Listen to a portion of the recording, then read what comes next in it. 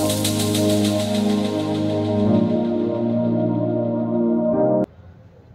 Students, कैसे हैं? नमस्कार। चलिए स्टूडेंट्स, देखिए पिछले क्लास के अंदर हमने जो हमारा जो पहला चैप्टर है उसको हमने कंप्लीट कर लिया था। आज अपन स्टार्ट करने वाले हैं हमारी जो यूनिट चल रही है, यानी कि जो रिप्रोडक्शन जनरल जो यूनिट है उसके अंदर हम लोग 3 चैप्टर पढ़ने वाले हैं। ठीक है, उनमें से हमारा जो पहला चैप्टर है स्टूडेंट्स वो अपना कंप्लीट हो चुका है। ठीक है, और अब जो दूसरा चैप्टर अपना यहां पर आ रहा है उस दूसरे चैप्टर की मैं यहां पर स्टार्ट करता हूं। दूसरे चैप्टर को अपन देखते हैं। ठीक है, यानी कि यहां पर आपका चैप्टर नंबर 2। ठीक है, चैप्टर नंबर 2 है आपका पुष्पी पादपों में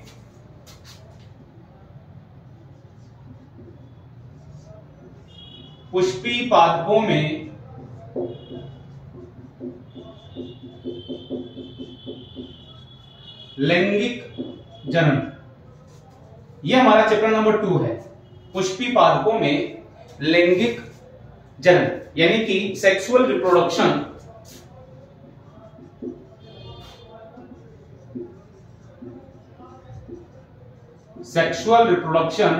इन फ्लावरिंग प्लांट्स। ठीक है, ये हमारा सेकंड चैप्टर यहां पर अपन स्टार्ट करने वाले हैं। ठीक है, तो यहां पर देखेंगे इस चैप्टर के अंदर सबसे पहली बात मैं आपको यहां से स्टार्ट करता हूं शुरू से ही, यानी कि आप इसको ये भी कह सकते हैं, दूसरा अपन इसको अगर इस चैप्टर को दूसरे तरीके से देखें तो अपन ये भी कह सकते हैं स्टूडेंट्स इसके अंदर कि आवृत बीजी पादपों में जनन। ठीक है, आवृत बीजी पादपों में। ठीक है, आवृत बीजी पादप, ठीक है, जिनको कि अपन एंजियोस्पर्म भी बोलते हैं। ठीक है, एंजियोस्पर्म भी बोलते हैं और आवृत बीजी भी बोलते हैं। इसका मतलब होता है, आवृत का मतलब होता है यहां पर आवृत बीजी। ठीक है, आवृत बीजी का मतलब होता है कि जो बीज होता है, इन पादपों के अंदर बीज होता है वो किसी एक आवरण से ढका होता है। ये हमने आवृत बीजी जो है वो हमने 11th में पढ़ा था। यहां पर थोड़ा सा केवल नॉलेज के लिए मैं आपको बता देता हूं कि बीज जो होता है वो एक आवरण से ढका होता है। ठीक है, और आवरण किसका होता है, यानी कि इस बीज के ऊपर क्या होता है बेटा, यानी कि फलावरण होता है, फल का आवरण होता है। ठीक है, बीज आपने देखे होंगे कि आप कोई सा भी फल ले लीजिए। जैसे मैं फॉर एग्जांपल ले रहा हूं, यहां पर मैंने लिया यहां पर आम। ठीक है, आम को यदि आप देखेंगे कि जो आम होता है उसके चारों ओर फल आवरण होता है। ठीक है, और बीच में उसके होता है स्टूडेंट्स बीज, यानी कि ये जो बीज है वो एक आवरण से क्या है, ढका हुआ है। ठीक है, एक आवरण से ढका हुआ है, तो इसको बोला गया है आवृत बीजी। ठीक है, अब यहां पर अपन आवृत बीजी पादपों में रिप्रोडक्शन किस प्रकार से होता है ये अपन यहां पर पढ़ने वाले हैं। अब स्टूडेंट्स देखेंगे यहां पर कि आवृत बीजी जो पादप होते हैं, आवृत बीजी पादपों के अंदर क्या होता है बेटा, कि इनके अंदर जो पुष्प होता है, यानी कि जो फ्लावर होता है वो एक इंपॉर्टेंट ऑर्गन है, एक महत्वपूर्ण अंग है। ठीक है, जिसको कि पादप को रूपांतरित प्ररोह कहते हैं। अपन पुष्प को क्या कहते हैं, रूपांतरित प्ररोह, और वास्तविकता के अंदर रूपांतरित प्ररोह ही होती है, क्योंकि जो प्ररोह जो होती है वो क्या होती है, पुष्प के अंदर रूपांतरित हो जाती है, परिवर्तित हो जाती है। ठीक है, अब यदि अपन देखें कि एक जो पुष्प होता है, ये पुष्प जो होता है बेटा सामान्य रूप से फ्लावर आपने देखे होंगे, बहुत सारे पादपों के आपने पुष्प देखे होंगे, और पुष्प की जो इंपॉर्टेंस है वो सबके लिए अलग अलग है। ठीक है, आवृत बीजी पादपों में ये नई जनरेशन के लिए आवश्यक होता है। पुष्प से ही एक नई जनरेशन आने वाली है। ठीक है, अपन सीखेंगे यहाँ पे चैप्टर के अंदर कि वास्तविकता के अंदर पुष्प जो है वो किस तरीके से जन्म के अंदर सहायक होता है या जन्म की क्रिया के अंदर भाग लेता है। इसके अलावा इसके हमारे सांस्कृतिक रूप से, ठीक है, हमारे जिसको अपन कहते हैं कि सौंदर्यात्मक रूप से, इनके अलग अलग तरीके से, ठीक है, हमारा धार्मिक रूप से, इनके सबकी अलग अलग इसकी इंपॉर्टेंस है। सब जगह आप ये देखेंगे कि पुष्प जो है, पुष्प फूल जो है, वैसा माला भी बनाई जाती है, मंदिर में भी चढ़ाया जाता है। देख करके अपन बड़े खुश होते हैं, oh wow this is beautiful, ठीक है। किसी गार्डन के अंदर चले जाते हैं और वह बहुत सारे पुष्प लगे हुए हैं तो हमारा देख करके एकदम चेहरा खिल जाता है, वाह क्या गार्डन है, और कैसे देखो कैसे कैसे फूल लगे हुए हैं यहाँ पर, किस तरीके अलग अलग पुष्प लगे हुए हैं, ठीक है। तो एकदम अपन एक सौंदर्यात्मक रूप से, ठीक है, वो उसका एक इंपॉर्टेंस हो गया। सांस्कृतिक रूप से भी है, बहुत सारे पुष्पों की क्या होती है कि हमारे यहाँ पर पूजा भी की जाती है, ठीक है, पूजा के लिए भी इनको काम लिया जाता है, ठीक है। और इसी प्रकार से ध्यान रखना स्टूडेंट्स, यहां पर अपन पढ़ने वाले हैं कि नई जनरेशन के लिए भी पुष्प की इंपॉर्टेंस ज्यादा है, ठीक है, क्योंकि पुष्प ही क्या है, लैंगिक अंगों को धारण करता है। आवर्तबीजी पादपों के अंदर पुष्प ही क्या करता है, लैंगिक अंगों को धारण करता है। अब यदि एक पुष्प को, आपने बहुत सारे पुष्प देखे होंगे, ठीक है, लेकिन एक सामान्य पुष्प के, अगर एक अपन एक सामान्य पुष्प का एक डायग्राम बनाए यहाँ पर, ठीक है, कि एक सामान्य पुष्प के भाग कौन कौन से होते हैं, ठीक है, तो उन भागों की अपन यहाँ पर चर्चा करने वाले हैं कि एक पुष्प के कौन कौन से भाग होते हैं, ठीक है स्टूडेंट्स। तो यहाँ पर अपन देखेंगे कि एक पुष्प के कौन कौन से भाग होते हैं। देखिए स्टूडेंट्स, यहां पर मैं बात कर रहा हूं, हमारा टॉपिक है लैंगिक जनन, तो जनन के आधार पर मैं बात कर रहा हूं। सब लोग पुष्प के अलग अलग भाग बता सकते हैं, ठीक है, ठीक है, कोई किस तरीके से बताएगा, कोई किस तरीके से बताएगा, लेकिन हम यहाँ पर रिप्रोडक्शन के संदर्भ में पढ़ रहे हैं, जनन के संदर्भ में पढ़ रहे हैं, तो मैं उसी आधार पर यहाँ पर पुष्प के भागों की बात करूंगा, ठीक है। तो एक पुष्प के जनन के आधार पर मैं कह दूं, ठीक है, एक पुष्प के जनन के आधार पर यदि मैं कह दूं तो इसके दो भाग मैंने बता दिए हैं, यानी कि इसके अपन ने दो प्रकार किए हैं, ठीक है, दो प्रकार किए हैं अपन ने इसके अंदर।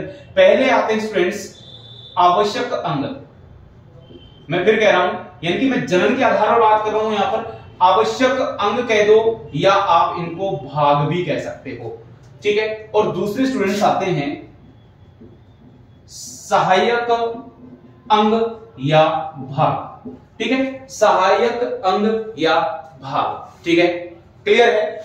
इनको आवश्यक अंग भी कह सकते हो, ठीक है, और भाग भी कह सकते हो, और दूसरे होते हैं सहायक अंग या भाग। इसके अंदर जो आवश्यक अंग है, इसके अंदर दो अंगों को शामिल किया गया है, एक है पुमंग और दूसरा है स्टूडेंट्स जायांग, ठीक है, एक है पुमंग और दूसरा है स्टूडेंट्स, ठीक है, कौन सा है, जायांग। जो सहायक अंग है, यानी कि ये क्या कर रहे हैं, ये सहायक कर रहे हैं, सहायता कर रहे हैं, तो यहां पर भी दो अंगों को शामिल किया गया है, ठीक है।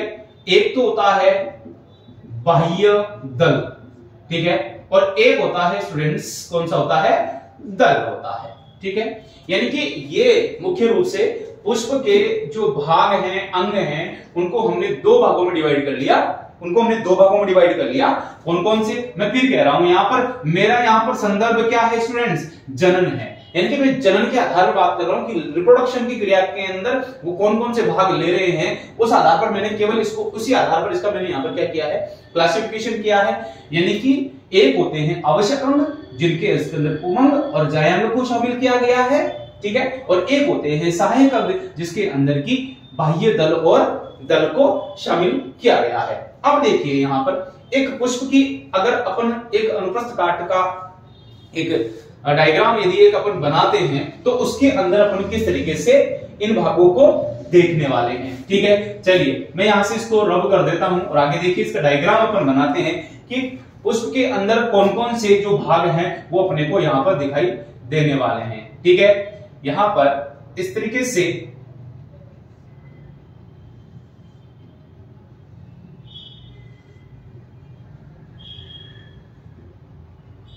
मैंने दो भागों में डिवाइड किया था, ठीक है, आवश्यक अंग और सहायक अंग, ठीक है। उसी आधार पर मैं केवल उन्हीं अंगों की यहां पर मैं आपके सामने बात करने वाला हूं और उन्हीं अंगों को मैं यहां पर ड्रॉ कर रहा हूं कि आपको इजी गोइंग, जब आप एग्जाम के अंदर आप जब डायग्राम बनाए तो आपको बहुत अच्छे से समझ में आए, ठीक है स्टूडेंट्स।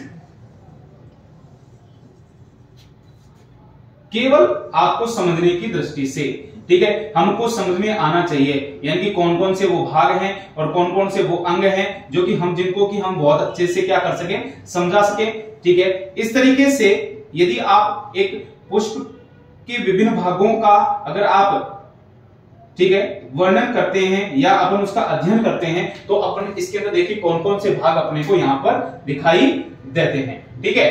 ये हमने एक पुष्प का एक जो डायग्राम है वो अपन ने यहां पर बनाया है। सबसे पहले स्टूडेंट्स देखेंगे कि आप जब किसी पुष्प को देखते हैं, जब आप किसी पुष्प को देखते हैं तो सबसे पहले उसके बाहर की ओर, सबसे बाहर वाला जो चक्र है, सबसे बाहर वाला जो अंग है कि बारीक बारीक हरी हरी सी पत्तियां, सबसे आउटर मोस्ट, यानी कि सबसे आउटर मोस्ट जो होती हैं हरी हरी सी जो पत्तियां आपको दिखाई देती हैं उसके नीचे की ओर, ठीक है, वो आपकी होती है बाह्य दल, ठीक है, वो आपकी होती है स्टूडेंट्स बाह्य दल, ठीक है। जो कि एक पुष्प जब कलिका अवस्था में होता है, ठीक है, एक पुष्प जब कलिका अवस्था में होता है, यानी कि जब एक पुष्प जब कलिका अवस्था में इस तरीके से बंद होता है तो वो उसको चारों ओर से उसके विभिन्न अंगों को घेरे रहती है, ढके रहती है, अर्थात कलिका अवस्था में उसको सुरक्षा प्रदान करने का कार्य किसका है, बाह्य दल का ही है, ठीक है, बाह्य दल का ही है। और यहां पर ये सबसे बाहरी चक्र हो गया है, ठीक है। उसके बाद जो पुष्प के ऊपर जो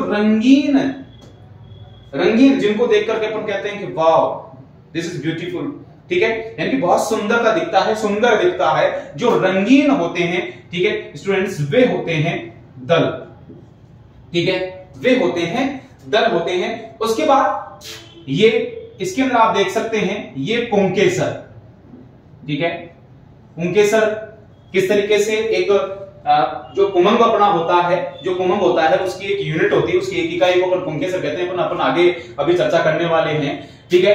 और ये भाग जो होता है स्टूडेंट्स वो होता है जायांग, ठीक है, ये होता है जायांग। इसके अंदर अगर देखते हैं ये वाला हिस्सा जहां पर कि ये सभी अंग आकर के टिके हुए हैं, इस वाले हिस्से को कहा जाता है पुष्पासन, पुष्प का आसन, पुष्पासन कहेंगे, जिसके ऊपर की ये सभी, देखो मैंने अभी केवल 1 2 3 4 ये 4 अंगों के नाम लिखे, ये दोनों सहायक हैं और ये दोनों आवश्यक है। अभी अपन ने पहले थोड़ा सा पहले बताया था मैंने आपको, और यहां पर मैंने आपको बता दिया स्टूडेंट्स पुष्पासन, जिसके ऊपर ये सारे टिके हुए हैं, अर्थात पुष्प का आसन, जिसके अंदर सारे अंग इसके ऊपर लगे हुए हैं और जिसकी सहायता से ये पुष्प टहनी या शाखा से जुड़ा हुआ होगा, टहनी या शाखा से जुड़ा हुआ होगा। इसको मैंने नाम दे दिया पुष्प व्रंत, ठीक है, इसको नाम दे दिया मैंने पुष्प व्रंत, ठीक है। अब देखिए फ्रेंड्स, पुष्प व्रंत की सहायता से इस ब्रांच या इसी शाखा से क्या होगा, पुष्प जुड़ा हुआ होता है, ठीक है, ये क्या होता है, जुड़ा हुआ होता है, पुष्पासन के ऊपर लगे होते हैं। बाहर वाला जो रंग हरा, बाहर वाला जो हरी हरी सी पंखुड़ियां सी होती हैं, पत्तियां सी होती हैं, वो क्या कहलाती है, बाह्य दल। रंगीन जो है वो दल है, और उसके बाद पुंकेसर और जायांग, ये एक पुष्प के मुख्य भाग है। अब देखिए स्टूडेंट्स, यहां पर अपन बात करें, अगर इस पुंकेसर के भागों की बात करते हैं, अपन आगे और चर्चा करेंगे, लेकिन मैं यहां पर आपको थोड़ा सा बता देता हूं, ठीक है, कि पुंकेसर के अगर भागों की बात करें तो ये जो ऊपर घुंडीनुमा भाग है ये वाला, ठीक है, मैं यहां पर इसके ऊपर राउंड मारता हूं, यहां पर ये वाला जो भाग है 1 2 3 4, इन चारों के ऊपर आपको घुंडी वाला जो भाग दिख रहा होगा, ये वाला जो भाग होता है ये कहलाता है इसका स्टूडेंट्स परागकोश कहलाता है, ठीक है, यानी कि पुंकेसर का क्या कहलाता है, परागकोश कहलाता है, ठीक है। और ये वाला भाग जिसकी सहायता से ये जुड़ा हुआ है, ठीक है, ये वाला भाग जिसकी सहायता से ये जुड़ा हुआ है, ठीक है, इसको कहते हैं स्टूडेंट्स पुतंतु,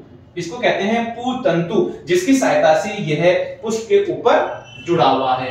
अब आ जाओ जायांग के भागों की बात करें तो ये वाला हिस्सा कहलाता है इसका स्टूडेंट्स वृत्तिकाग्र, वृत्तिकाग्र कहलाता है, जो प्यालेनुमा भाग है, ऊपर प्यालेनुमा भाग है, जो कि परागकणों को ग्रहण करने का कार्य करेगा। देखिए ये सारी चीजें अपन आगे और पढ़ने वाले हैं, लेकिन यहां पर जब अपने पुष्प का डायग्राम बनाया है तो इसके अंदर अपन यहां पर चर्चा कर रहे हैं। इसके बाद ये जो नलिनुमा भाग है, यानी कि वर्तिकाग्र से लेकर के यहां तक का दिख रहा होगा आपको, तो ये वाला हिस्सा जो कहलाता है, ये वाला हिस्सा कहलाता है इसका वृत्तिका, ये कहलाता है वृत्तिका कहलाता है। और इसके बाद ये जो फूला हुआ भाग आपको दिख रहा है, ये वाला भाग जो आपको दिख रहा है स्टूडेंट्स, ये कहलाता है अंडाशय, ये कहलाता है इसका अंडाशय। और स्टूडेंट्स इसी अंडाशय के अंदर यहां पर ये अंडाशय हो गया और इसी अंडाशय के अंदर उपस्थित होता है बीजांड। ठीक है, इसी अंडाशय के अंदर उपस्थित होता है बीजांड उपस्थित होता है। ठीक है, जिसके अंदर की जो अंड कोशिका है उसका निर्माण होना है। ठीक है, तो सामान्य रूप से एक पुष्प के विभिन्न भागों की बात की जाए, ठीक है, पुष्प के भागों की अगर बात की जाए तो अपन एक डायग्राम के अंदर इस तरीके से ड्रॉ कर सकते हैं। एक बार फटाक से मैं फिर से इसको रिपीट कर देता हूं थोड़ा सा फास्टली से। ठीक है, हमने दो तरीके के अंग रखे थे, एक आवश्यक अंग यानी कि कौन कौन से आपके पुंकेसर और पुमंग और जायांग। ठीक है, पुंकेसर उसकी इकाई है पुमंग की, जायांग हमने रखा, उसके बाद दल और बाह्य दल और दल हमने सहायक अंग रखे थे। ठीक है, और बाकी फिर हमने यानी कि पुंकेसर के भाग बता दिए यहाँ पर परागकोश और पुतंतु, और जायांग के भाग हमने बता दिए वर्तिकाग्र, वर्तिका और अंडाशय, और इसी के अंदर होता है बीजांड।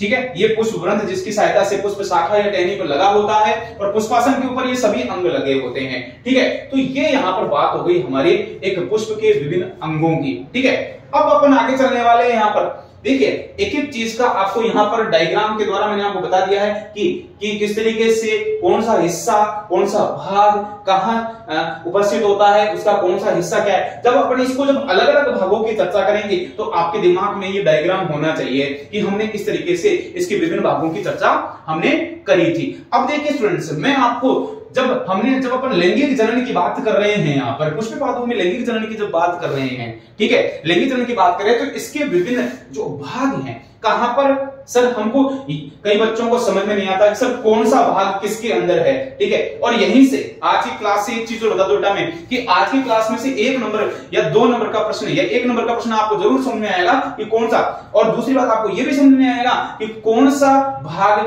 कहां है और किसके साथ जुड़ा हुआ है। हम लोग इस चीज के अंदर क्या होते हैं, कंफ्यूज होते हैं कि कौन सा हिस्सा कहां है। ठीक है, तो ये डायग्राम हमने यहां पर बना लिया है, इसको इस तरीके से समझा जा सकता है। अब मैं इसके अंदर थोड़े से इसके मोटे मोटे यानी कि इसके भागों की बात करेंगे, यानी कि लैंगिक जनन किस प्रकार से होता है, किस तरीके से युग्मकों का निर्माण कहां होता है। ठीक है, इसकी बात मैं यहां पर करने वाला हूं। ठीक है, तो हमने यहां पर अभी थोड़ी देर पहले मैंने आपको बताया कि एक जो फ्लावर है, एक जो पुष्प होता है, ठीक है, बहुत ध्यान से देखिएगा स्टूडेंट्स यहां से कि एक जो पुष्प होता है, ठीक है, इस पुष्प के ऊपर हमने कहा एक हिस्सा हमने निकाला यहां से, एक बताया हमने पुमंग बताया। ठीक है, एक पुमंग बताया और दूसरा हिस्सा हमने बताया, दूसरा भाग बताया हमने जायांग।